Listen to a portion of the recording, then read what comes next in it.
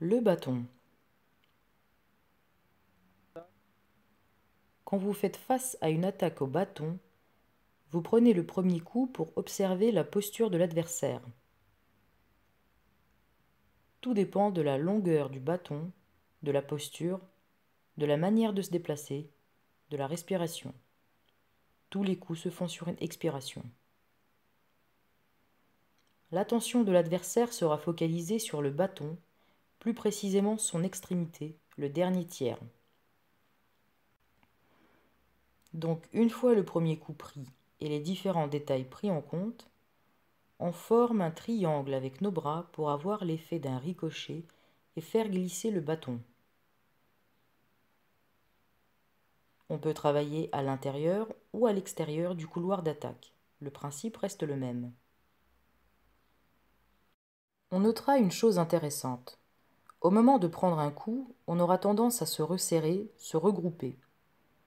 C'est un mouvement peu perceptible, même en vidéo, pour des yeux non avertis, surtout en tenue d'entraînement. On laisse le bâton glisser sur nous, on ne le bloque pas, on ne le repousse pas sur le côté, on le laisse vraiment glisser, du bout des doigts, sur toute la partie du corps. Pendant ce temps, on sera groupé pour avoir une meilleure impulsion qui permettra de mieux lancer notre attaque. Donc on laisse glisser, on se regroupe et grâce à l'impulsion, on se projette sur l'adversaire.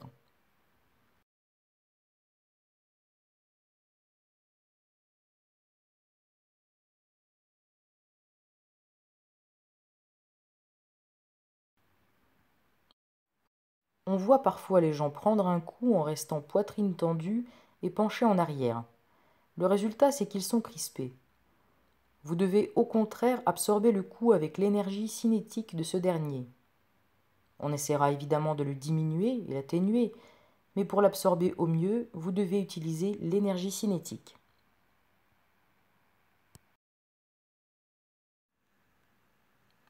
On peut observer une des variantes obtenues. On peut appeler ça du bluff, car la réaction obtenue n'est pas celle qui sera attendue.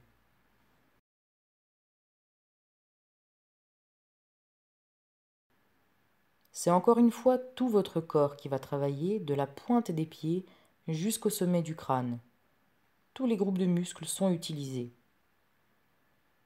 C'est compliqué au début, car dans la vie quotidienne, on n'utilise pas ou peu tous les groupes musculaires, mais à force, on y arrive de mieux en mieux.